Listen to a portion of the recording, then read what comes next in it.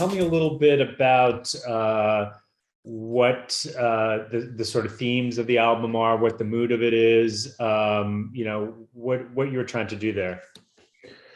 Well, an album for me is always something that is a little bit outside the club because you want to listen to it at home, on Spotify, in your car, So it's not necessarily like club banger after club banger, instrumental after instrumental.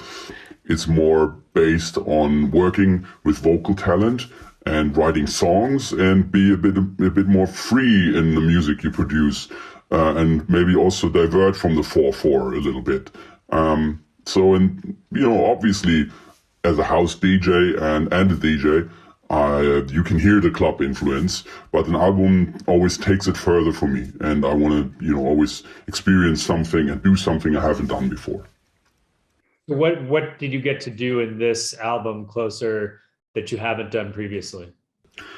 So let's say with my first album, Charmer, that was more of an introduction and showing people that you can bring back then deep house together with a little bit pop influences, and you can play every song in the club, and it can be best of both worlds at the same time. And it was an introduction of the idea that I had for Claptone musically. And Fantas, the second album 3 years ago, it was more like trying to find myself into nature, in nature and in, the animalistic side of Claptone. What is myself really, because I'm not only human, I look kind of weird and maybe there's something more, and I tried to experience that and went out in nature and musically had like kind of these influences, sounds that inspired me, and also lyrical themes, that went together with it, like Animal and a few other songs.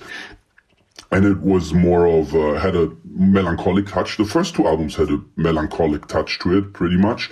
Whereas Closer is closer to you, closer to the people. It's a bit more honest and direct, not so mystical as Claptone has always been before. And it's a little more positive. It turned out to become something like that when it developed. So it sounds a little more like, yes to life in a way. Does that reflect something going on with you personally? Are you more optimistic these days? No, not at all. It's quite on the contrary. I think we will all die very soon, unfortunately. But, as an artist, you don't necessarily want to make a statement. You listen into yourself, what you feel something, and then you express the feelings. And sometimes something appears that is completely the opposite of how you feel. I mean, that at the same time means on the first two albums, I have been a very positive guy, but the music came out as beautifully melancholic. And sometimes, songs happen like that and like that. It doesn't really say too much. You've had some really interesting collaborations in the last year, Barry Manilow, Seal. Talk about how you pick these collaborations and why. Like what inspires you to work with a certain artist? I mean, the main thing is, for me, what I'm looking for is I don't want to work with generic singers that you can just replace like that and everyone sounds the same. I look for unique voices, and that could be a legend like Barry Manilow, obviously a unique voice. You hear his voice out of a million other voices, same with Seal. But it could also be like a newcomer like, the singer from the band Dizzy, who has an amazing voice, and also people I always worked with over the last 3 albums, like Nathan Nicholson, for me, an amazing vocalist, just standing out and sounds different to a lot of other dance music productions where you have those generic voices that all sound the same every time. So I like to look for vocal talent that I work with that's completely different to your regular dance act, radio act, or whatever. Yeah. And you've got some great remixes these days, especially thinking about the Pet Shop Boys. So let's start by talking about that. What went into that remix? Well, I think a lot of love on both sides went into that remix. I always admired the Pet Shop Boys for what they did for dance music in pop music and for pop music and dance music, vice versa. Also being the icons that they are, and are being aware of their own image, and changing their image over the years, creating new aspects of their image. All these things they are definitely inspiring and part of pop and dance music. So I've always been a big admirer, not only musically, but also. And so I was very happy when they hit me up back, I think, few years ago, when I remixed Love is a Bourgeois Concept for them. Well, I was happy now with Queen of Ice that they returned the favor, and basically remixed a track of mine, which they don't really do very often. I think is over all of the years that they are in the music business, is the remix number 13 or something, which is an official Pet Shop Boys remix. And I see myself there with acts like Rammstein and Blur that they remix, which is pretty crazy.